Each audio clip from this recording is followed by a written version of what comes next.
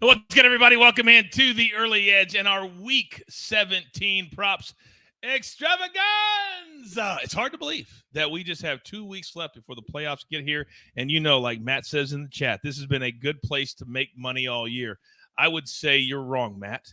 This has been a great place to make money all year. Last week, once again, my crew doing work collectively 9-5 right here on the show. And you got to turn on your notifications because every single time we make a pick, do a show, whatever, you need to be notified because this show, hashtag it pays to watch live. So let's bring in the stars of the show because they had an incredible holiday week, but they've put Christmas behind them and they are laser focused. First and foremost, he is on loan from fantasy football today. We love him so much. Uncle Dave, happy holidays, sir. How are you?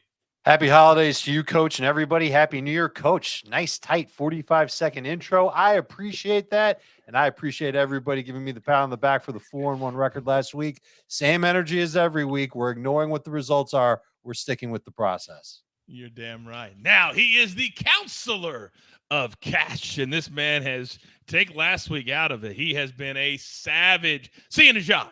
Good afternoon, sir. Good afternoon. Happy I got carried last week by the extraordinary results from Dave and Alex. Hopefully I can flip my record from last week and make it what it's been the last few weeks. I'm actually really excited to tackle this week. A lot of props coming out. They're trickling out. So I know for me, what happens on Sunday. I will definitely have an extra prop. I brought 4 today like I normally do. There will be an extra one on the Final Bets show, if not sooner, but definitely on the Final Bets show Sunday at 12 o'clock. And it's going to be so important throughout the weekend, just like Sia just said, because yesterday there was a lot of props we could not bet because they just weren't simply there. It's going to be a very, very difficult week. That's why you have my guys. Now, finally, live from parts unknown, one of the, if not the greatest prop bettor in America today, and he's on our team. PropStarz. Good afternoon, sir. Coach, good afternoon. Uncle Dave, cousin Sia. We had a great week last week, combined 10-1 across the site picks, article picks, and our stream picks. We got off to a great start, both Sia and I, last night, cashing both of our props. I'm ready to carry that momentum into this week, Coach. I felt like there was so much negativity heading into Early Edge Live last night, and everybody was looking at it as a opportunity instead of, Alex, a opportunity, Coach. You're damn right. And today we've got several more of that. So let's jump right into it. Let's start with game number 1. If you're brand new to this show, not only do you need to watch it live, but we don't break down every single game on the board, only the games that my guys have picks in. And one more housekeeping thing. Somebody in the chat is going to win a cool $100 cold hard cash on behalf of one of these 3 esteemed men right here. I'm not going to tell you why. I'm not going to tell you how. But I will tell you that you need to type props and your Venmo into the chat if you want to be eligible to win. That's all I'm going to say, and we will announce it later tomorrow on tomorrow's show. We got to figure it out, but somebody's going to win $100. All right, gentlemen, let's jump right in. First game on the board, Cardinals, Falcons. Now, to these 2 teams, this doesn't mean very much. Both teams on the outside of the postseason looking in. The number 4.5, total 41.5, but we don't care about the numbers. We don't care about the total. We care about props. So, Sia, I would love for you to start us off. What do you like in this one? Yeah, funny about the number. It just went from 3.5 to 4.5 because David Blau is the starting quarterback instead of what I expected, which was going to be Colt McCoy. So this doesn't really mess with my prop too much. In fact, it could potentially help it. I have James Conner over 20.5 receiving yards. He's been dominating the backfield touches, whether you're talking about rush attempts or receiving attempts over the last 3 games. Now, consider the last 3 games have been with both Colt McCoy and Trace McSorley. He's averaging 6+ targets in those games. With David Blau in there, I think it's going to be check down city. He'll try to make DeAndre Hopkins happy if DeAndre Hopkins actually plays because he's kind of has a knee issue right now. But the bottom line is David Blau will be checking it down to a guy who's averaged 6+ touches over the last 3 games. Against Atlanta, I think Connor's going to have some space, and I think he will exceed 20.5 receiving yards. It seems like he's been one of the only guys on this team that's really done anything consistently over the last several weeks. Everybody else is either getting hurt or not doing well at all. On the flip side, Dave, let me come to you. Desmond Ridder has been the quarterback for the Falcons the last couple of weeks. They really haven't done much offensively. Did you see anything from the Falcons that you can sink your teeth into at all? Yes, I think their run game is outstanding. Their offensive line has been really, really good all year long. and they should be healthy. This Cardinals D-line, I know they've got J.J. Watt. We're not supposed to say bad things about J.J. Watt, but I think he and the rest of that line will get pushed around. Tyler Allgeier's player prop, his rushing total, it is crazy. It's like 77.5, but I kind of like the over on it. Very, very interesting. Now, we had Zeke last night. We had other players last night that just crept over their total. Remember, these teams still have to play the whole game. We acted last night like nobody was going to score for the Titans, nobody was going to score for the Cowboys, and it still went over. It still went over the total last night. Game number 2, and PropStarz, I'm coming to you, big boy, for pick number 1. Bears and the Lions. Detroit has become the darlings of the NFL. They're laying 6, total 52. And they have a young man that when he is running and running hard, man, is he fun to watch. Who am I talking about? Coach, you're talking about Jamal Williams. Give me him over 48.5 rushing yards. Last week, Jamal got game scripted out of the game plan. The Lions fell behind big early, and they were forced to abandon the run. As a result, we saw Williams with under 10 carries in the game. However, he's averaging 56 rushing yards per game and just under 15 rushing attempts per game. He's eclipsed this line in 10 of 15 games as well. Now he gets to play the Bears, one of the biggest run funnels in the NFL. They've given up the 6th most rushing yards to opposing running backs, and they are 28th in EPA allowed per rush. Love Jamal Williams to go over 48.5 rushing yards against this defense, Coach. Oh, man, look at you. I like that a lot. Real quick, not to backtrack, but let me come to you, Sia. They're asking in the chat, Caddy Daddy, about Hopkins with Colt McCoy clearing the concussion protocol. He has shown he really likes to go to him. If McCoy is healthy and looks healthy, do you like Hopkins this week? Well, that's the problem, Caddy Daddy. And Caddy Daddy, I love that name. It's so fun to say, but he's not playing. Colt McCoy's not playing. And by the way, if you follow me, the tweet came out that Colt McCoy wasn't playing because he actually felt some concussion symptoms after clearing concussion protocol. But with that said, DeAndre Hopkins popped up with some alleged knee issues as soon as that news broke. So I tweeted something out that clearly, like, in my opinion, maybe I'm just trying to be funny here, I'm not sure, but I don't think that's a coincidence. I don't think DeAndre Hopkins wants to go from catching passes from Colt McCoy to Trace McSorley to David Blau. I think he would have been fine with Colt McCoy back in the saddle, but it's not going to happen. So I'm ignoring all DeAndre Hopkins props. If they're out there, which I haven't looked in the last 20 minutes, I would be looking towards the unders, if anything, particularly on the yardage. See, and that's why we're a crew, because I'm off dealing with buckets today, and you guys are actually doing the proper research, so you know the answer to that question. I'm over here dealing with Panda Express and crab cakes. All right, game number. I wish I was kidding, Dave. I believe you completely. Crab Rangoon, amazing. Crab Rangoon. I've never even heard of that before. Crab Rangoon. We love buckets. All right, game number 3, Colts and the Giants, and this means a lot for the Giants. If they lose both of their next 2 games, and the Packers went out, the Packers will somehow get into the postseason. I can't even believe it. But the Giants have the Colts at home this week. Then they have the Eagles next week. So not an easy finish. So, Dave, let me start with you, because lately it feels like Daniel Jones has kind of been coming back to earth just a little bit. And the Giants are winning games by gutting it out.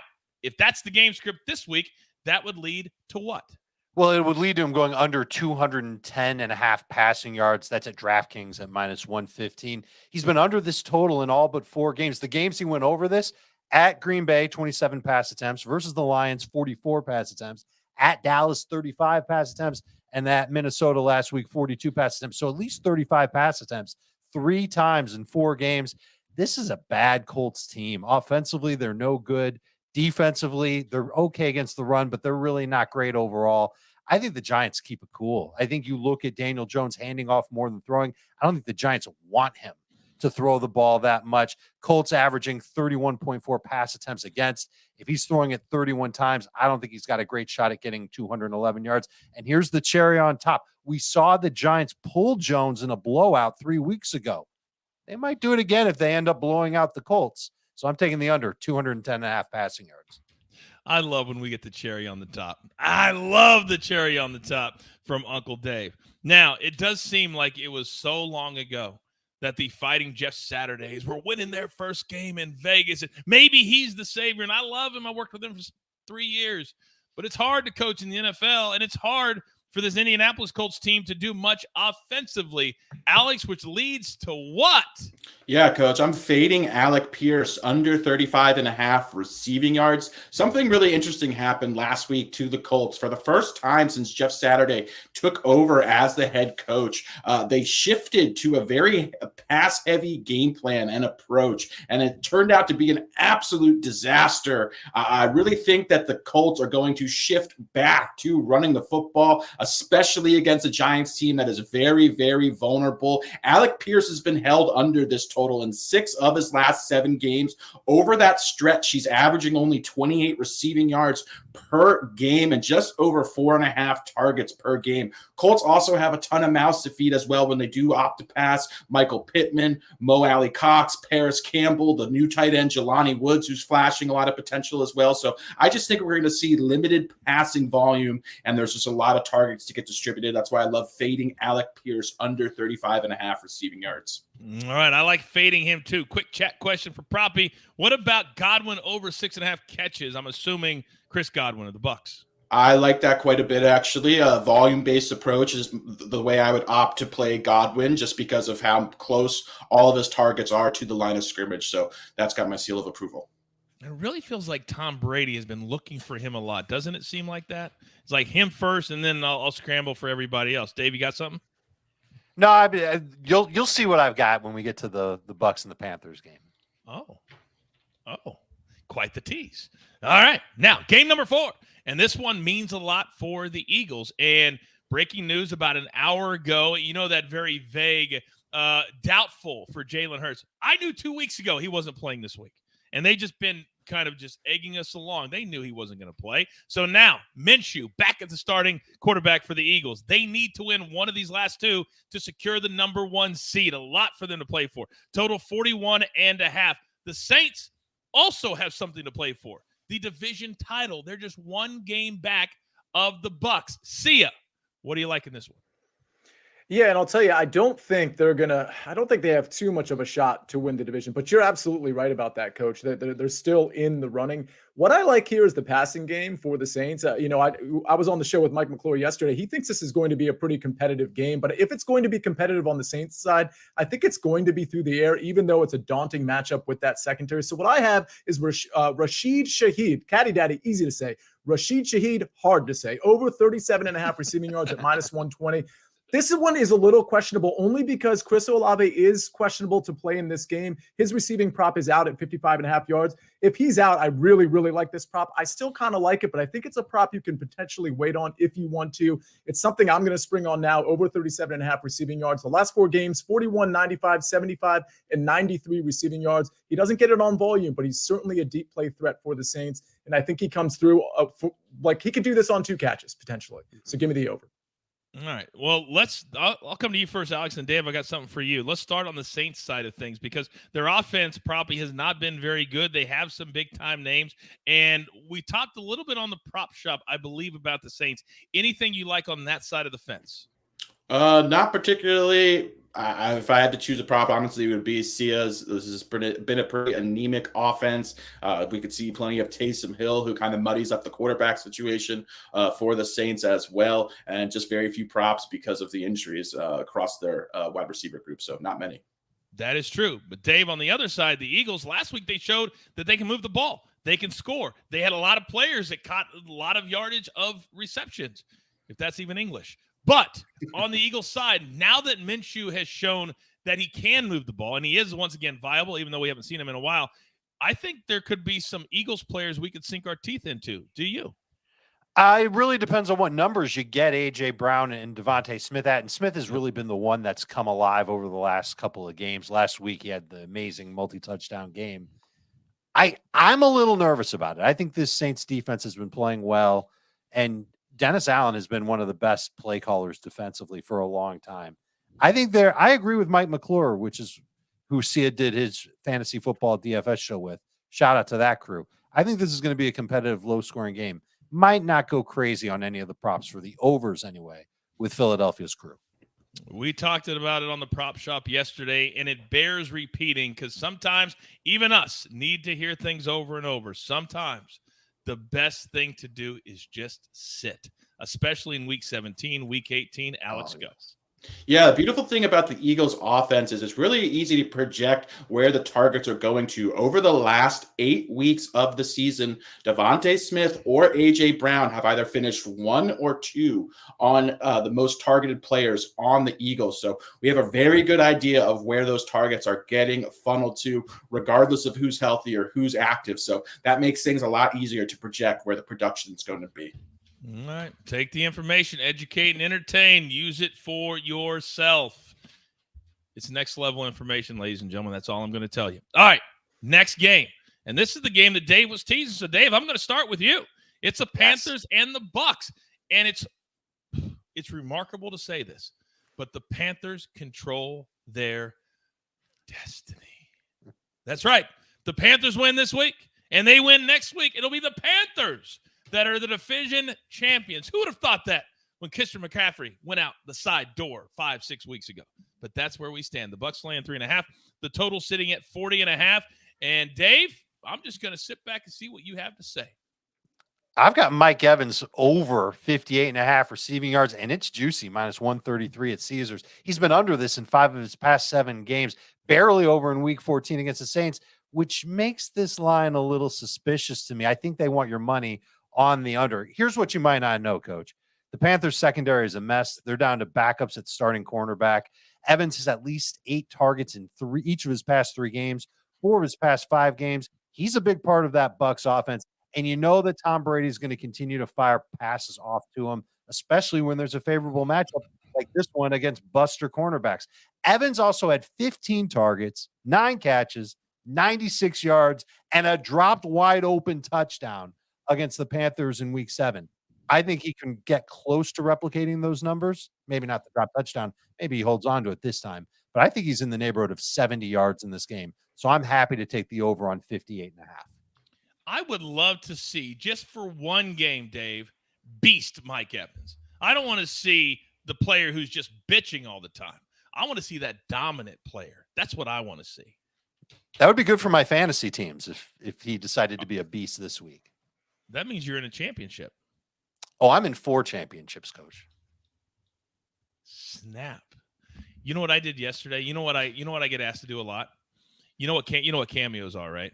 Yeah. Right. So I get cameos all the time, requests, and it's always at the beginning of the football season to talk trash on fantasy leagues, and it's always right now. I did 4 yesterday, talking trash by one player to another player. So much fun.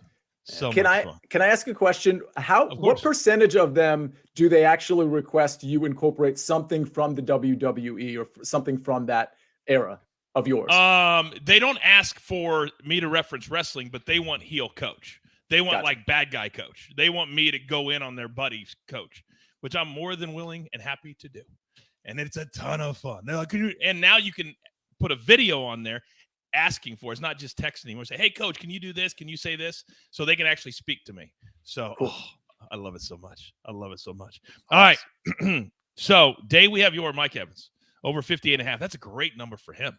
Now, see, on the other side, you're fading a player, and I would love to know the reason why you're fading this player with this prop.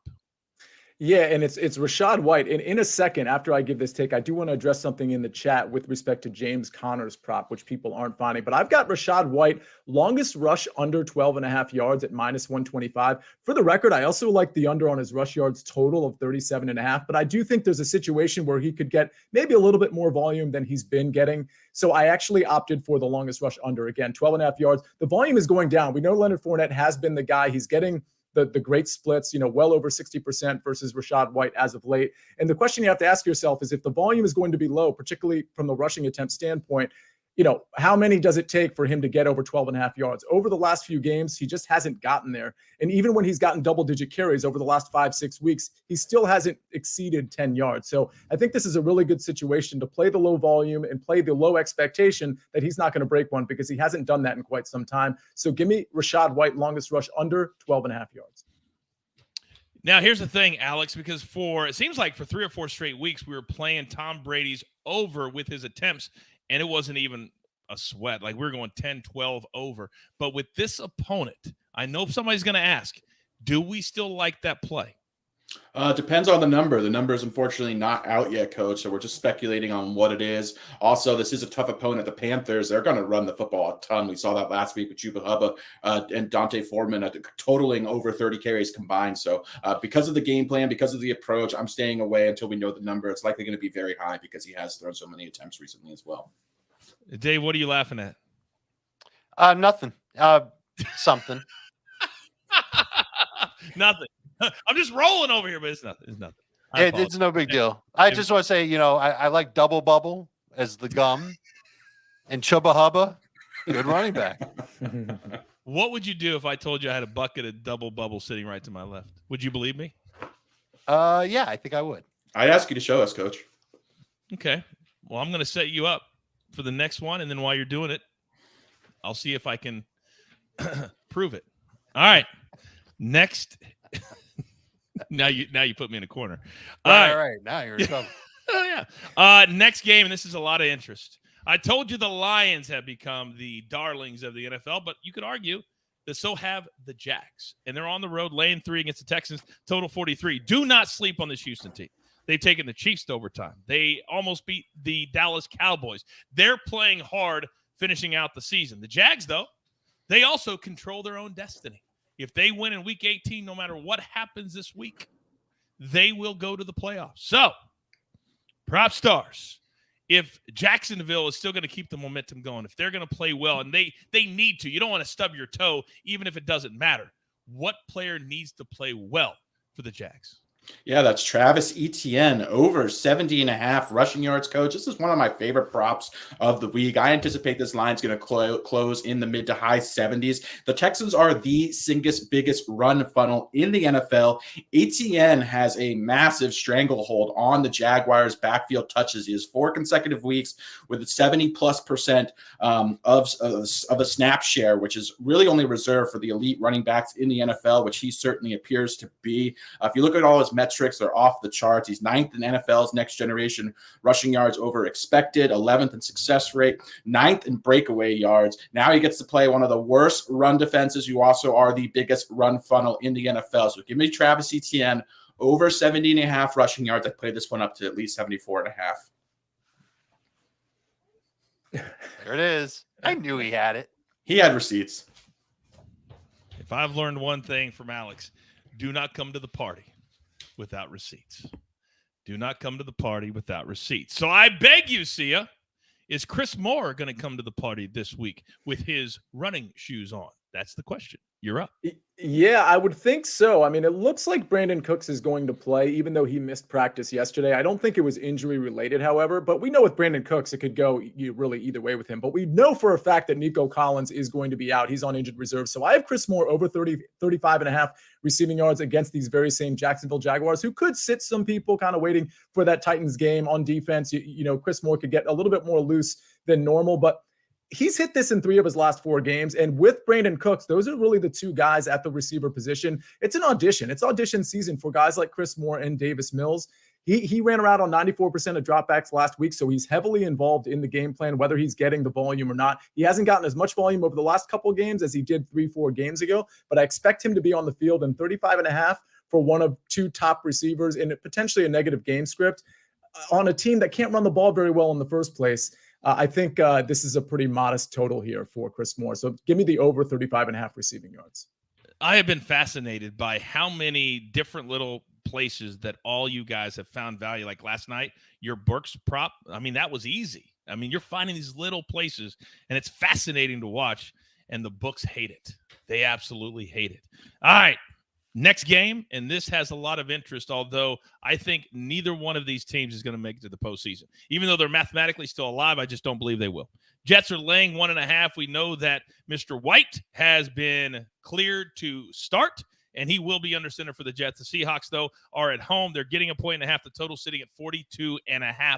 Now, the reason I said the Seahawks don't matter to the Packers is because the Packers will win the tiebreaker if they win out. And we're assuming for the discussion that the Packers would win out. So the Seahawks can still have something to play for here. But Dave, they've been kind of struggling since their new dynamic running back got hurt several weeks ago. He's back, but he hasn't been running as hard and as strong as he did early in the season. What do you like this week?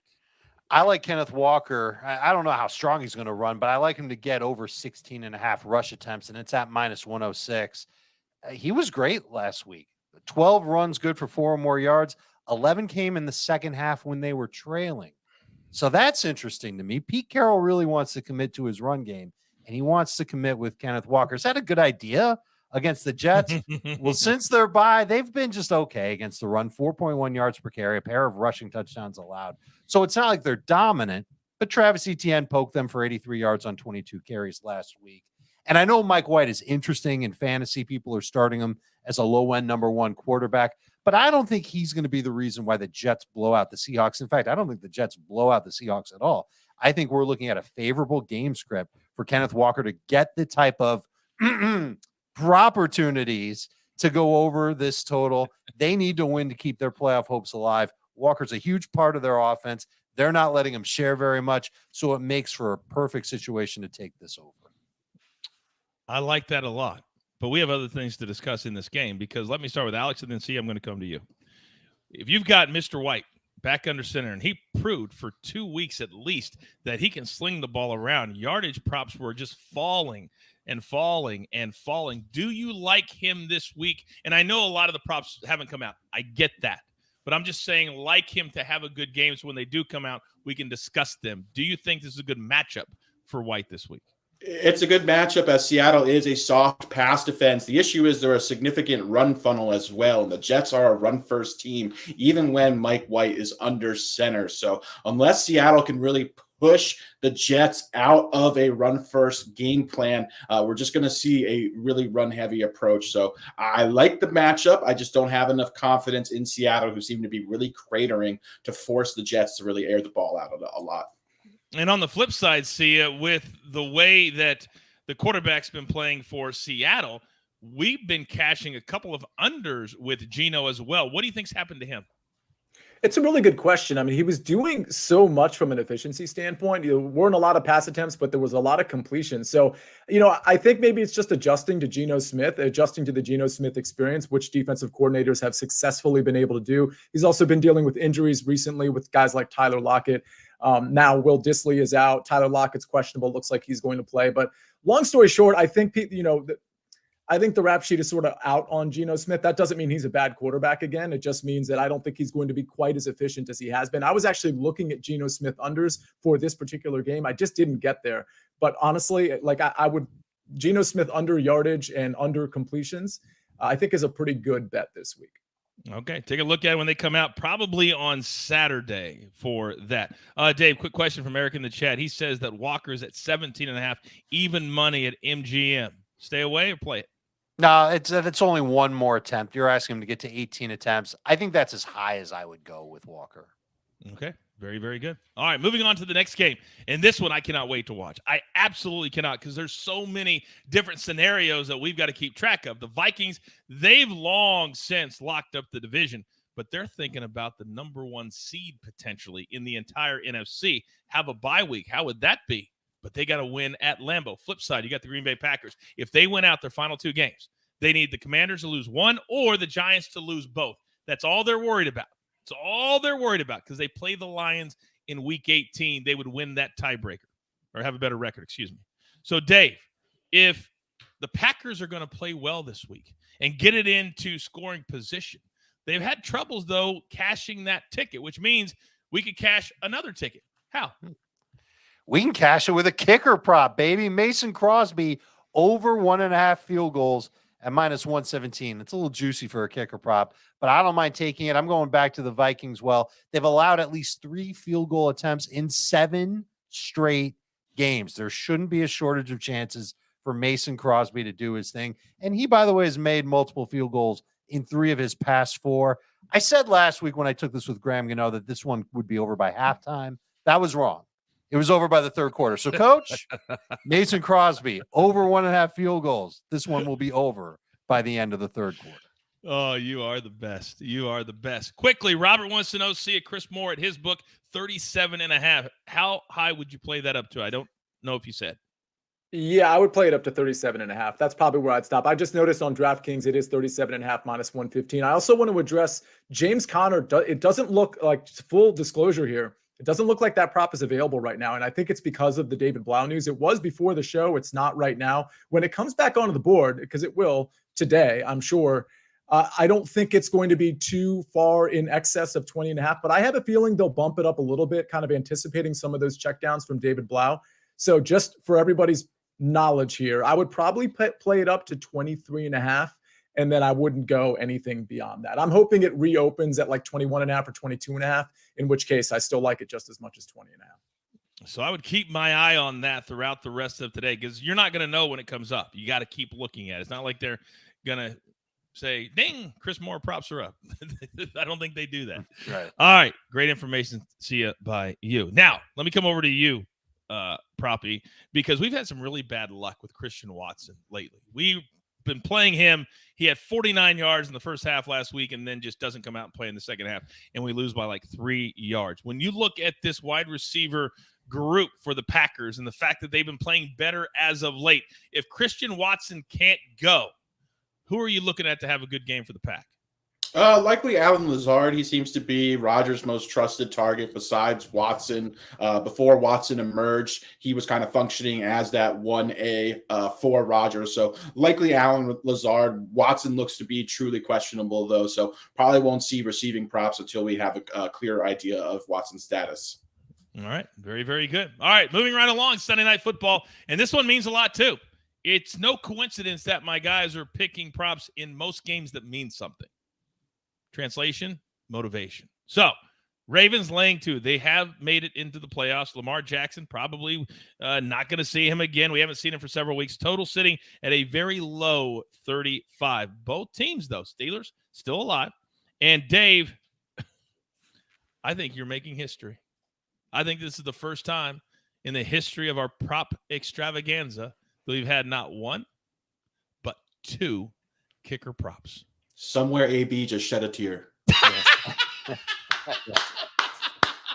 Yes, AB, he did. Yes, AB's he going to be good with it when they both hit. Parlay these bad boys. I can't wait till next week when I come with 5 kicker props.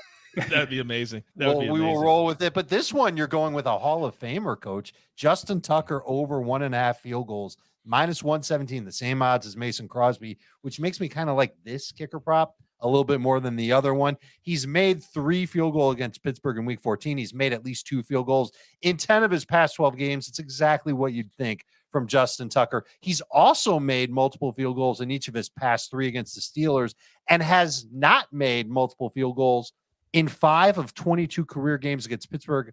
I can make that one sound a little bit better. He's made multiple field goals in 17 of 22 career games against the Pittsburgh Steelers, and the Steelers have allowed 3 or more field goal attempts to kickers in 4 of their past 6 games. The 2 that didn't, Las Vegas, which given their circumstances, kind of understandable, and the Colts, who did try multiple field goals, but their kicker missed. So here's a chance to bet with a Hall of Famer. The conditions will be fine. You have to worry about wind or rain or anything like that.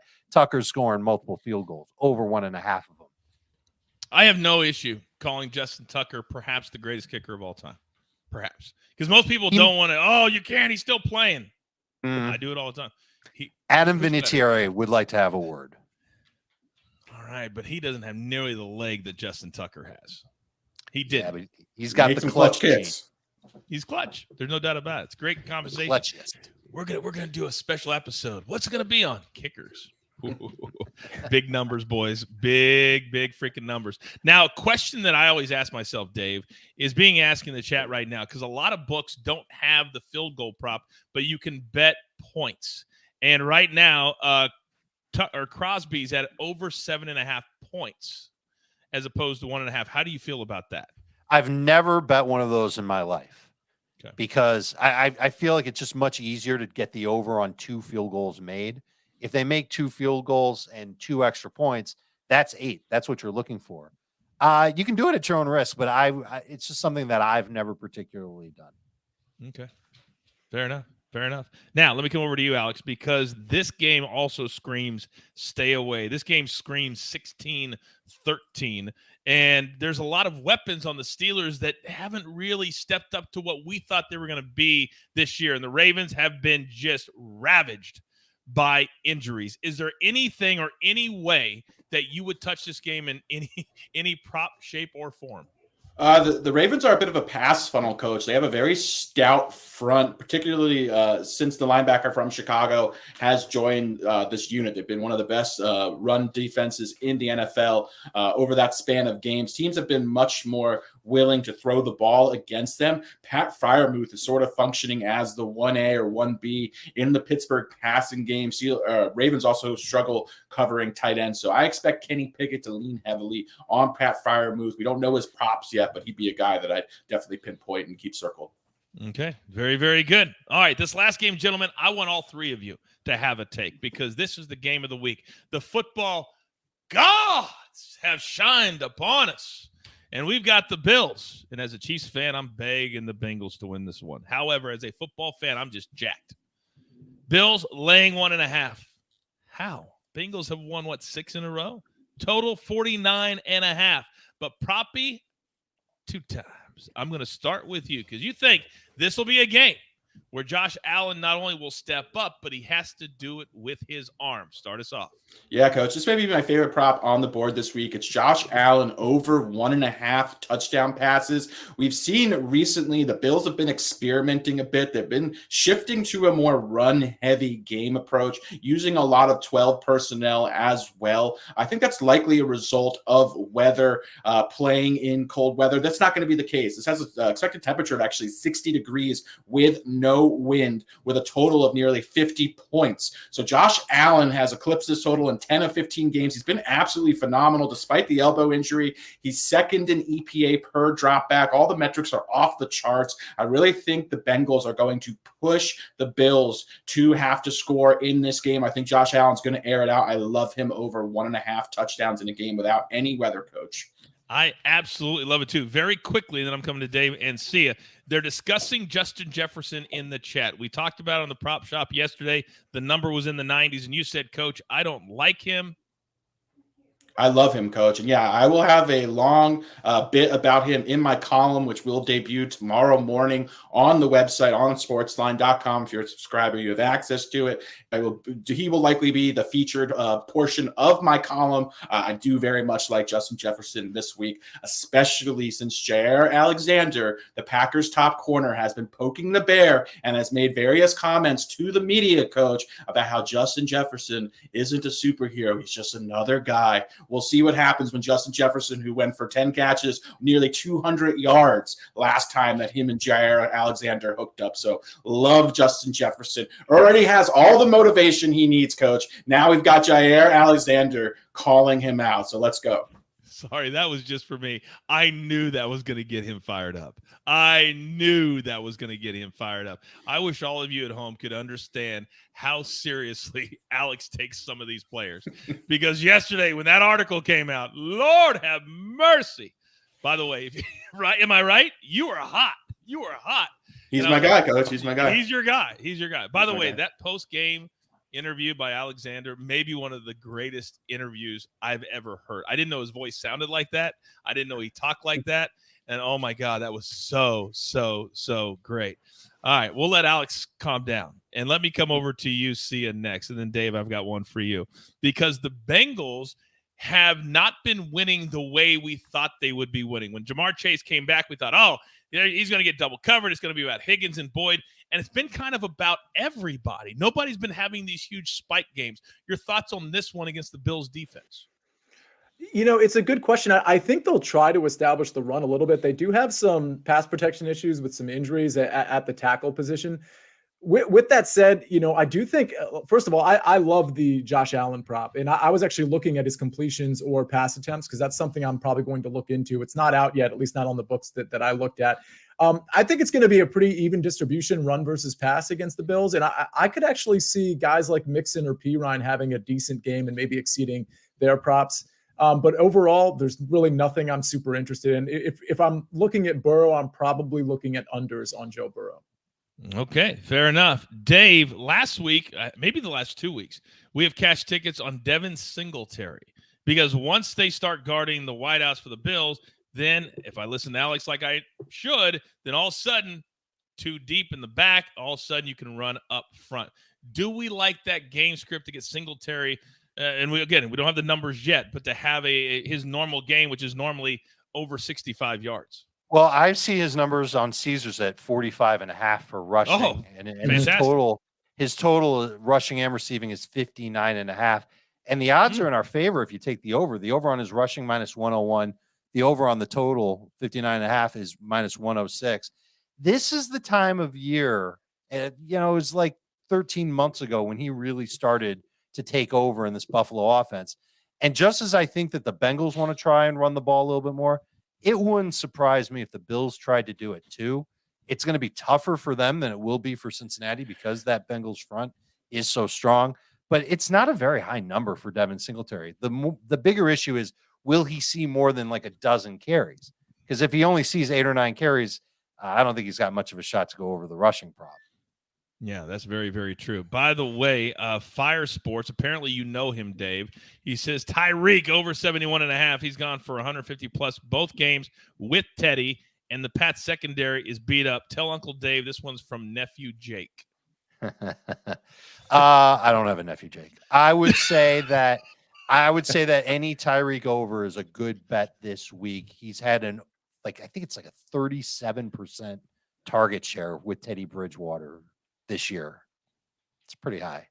All right. Well, we will break down every single game on the board Sunday at noon Eastern time. Same channels on Apple or Spotify. You guys know the drill. Turn on those notifications.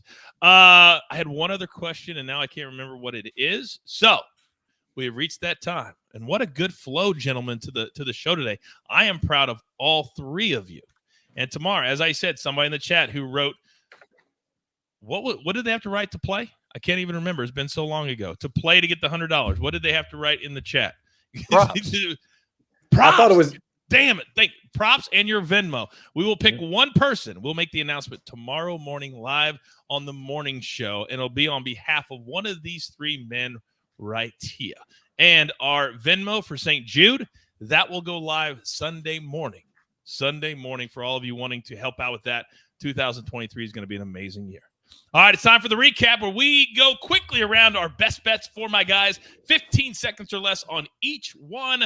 PropStarz, start us off, please. Yeah, we've got Travis Etienne over 70.5 rushing yards against the Texans, who are the single biggest run funnel in the NFL. Then we've got Josh Allen over 1.5 TD passes in the game with the second highest projected total on this weekend slate. Definitely a potential shootout. Alec Pierce under 35.5 receiving yards. Listen, Nick Foles looked like a disaster at quarterback. I think they're going to run the ball quite a bit more in this matchup against the Giants. Then we've got Jamal Williams over 48.5 rushing yards. He's averaging 15 rushing attempts per game, playing against one of the league's worst run defenses in the Bears. A disaster would be giving Nick Foles a compliment, Alex. Oh, my God, was he horrendous. All right, see ya. Take us through your best bets, sir. Yeah, I'll take Chris Moore continuing to audition over 35.5 receiving yards, likely playing alongside Brandon Cooks, but pretty much nobody else. James Conner over 20.5 receiving yards, minus 115. This has been taken off. I expect it will get put back up at around 22.5, maybe even 23.5.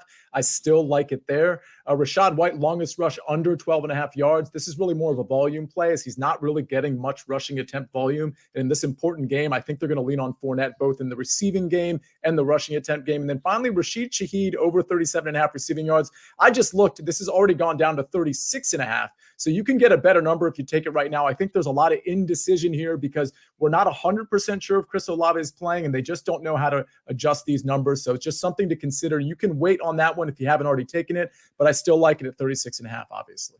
All right. The Saints still very much have something to play for, so everybody will be playing for them. Dave, bring us home.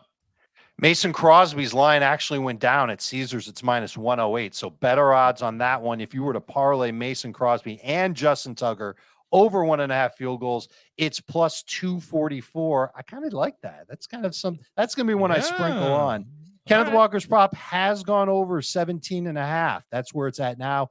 I still like it at minus 119. Mike Evans has actually gone down. It's at 57.5, but still at minus 133. So a little juicy, but I think it's worth it. And Daniel Jones under 210.5 passing yards, minus 115 at DraftKings.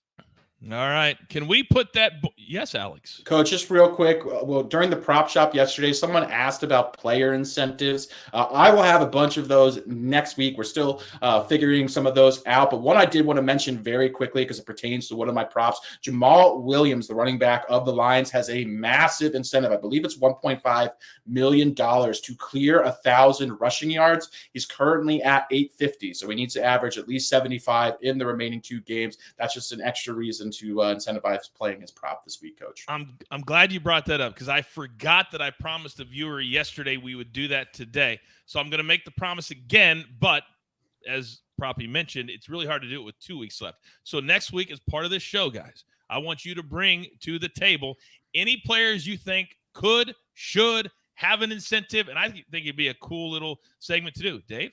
Well, I don't know if there's an incentive for Mike Evans to get over 1,000 yards. I don't think that's going to mean any more money in his pocket, but he's really close. He's less than 100 yards away. This is the right matchup for him to go and get over 1,000 yards. He's done it every year of his career, Coach. Brady is not going to let him down. Which means it means something to him. To me, that's an incentive. I would characterize that as an incentive. It doesn't always have to be money. It could be something that means something to him. So let's do a special segment next week, and I think it'd be pretty cool so people can kind of lean into it. And some places may even have those props that you could bet on. They might. You don't know. They might. Got to have what we call exotics. All right. Now, we started ending this show in a different way just a couple of weeks ago, and I like how we do it now. You know, I like to ask my guys, what's the number one bet from the other cappers that they like the very most? And there is no sitting on the fence this week, Alex. You got to pick one. You got to pick one. Alex, start us off. Can you throw the board up for me one more time, Coach? I apologize. I just want to give one brief look. All right, let's go. Rashid Shaheed over 37.5 receiving yards. This guy looks like a legitimate wide receiver. I've been really impressed with him. Definitely has a ton of speed, so that is the prop I like the best. All right, Sia, which one do you like? Yeah, I like, first of all, I like Dave's prop of Mike Evans. He's at 917 yards. So I think he could hit that this week. My favorite is Josh Allen over 1.5 touchdowns, though. Okay. And Uncle Dave, what do you like? No love for the kicker props from my guys. Some nephews you are. The James Conner prop is one that I like a lot. The first thing I do when I look at a new quarterback taking over, I look to see what percentage of his targets have gone to running backs, receivers, and tight ends. And David Blau has thrown to his running backs in his NFL play 18.5% of his throws. It's not a ton. You're usually looking for 20% or more, but it's close enough to 20% to believe that, all right, he's going to check it down, make those easy throws to James Conner. Conner's been getting a lot of those catches anyway. All right. Fair enough. I love it.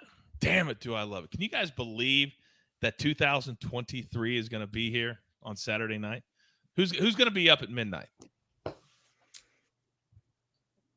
Oh, gosh. What are we, I got a show the next morning. I'll be grinding props. What'd you say, Alex? I'll be grinding props on New Year's Eve. Can you imagine? They come running. Alex just knew it. Stop. DVOA. Stop DVOA. We're working on the goose. I can't even remember the last year that I was up because out here I get up at 5:30 a.m. every single day of the week. People think working from home is great, and it is. But I still got to get up at 5:30, so there will be zero chance. And do not let Crystal know that I will be up to midnight. I got to figure out how to fake it till I make it. What another good hour with the 3 greatest prop minds in America today, and it's not close. So, with all that information, with all that education, I tell you this, there's only one thing left to do. And I believe you all know what that is. You've got your marching orders. Let's take all of these prop tickets straight to the pay window for my entire crew. Damn it, do I love them all. Uncle Dave, the counselor of cash, Sia Nejad, and Proppy 2 Claws, Proppy 2 times, Proppy whatever you want to call him. Just meet him at the pay window. I am your boy, the coach. Doesn't matter the day, the sport, the time, sides, totals, props. We got it for you all right here. Why do you go anywhere else? I don't know. But lately you're not, because we've got it all at the early edge. Good luck.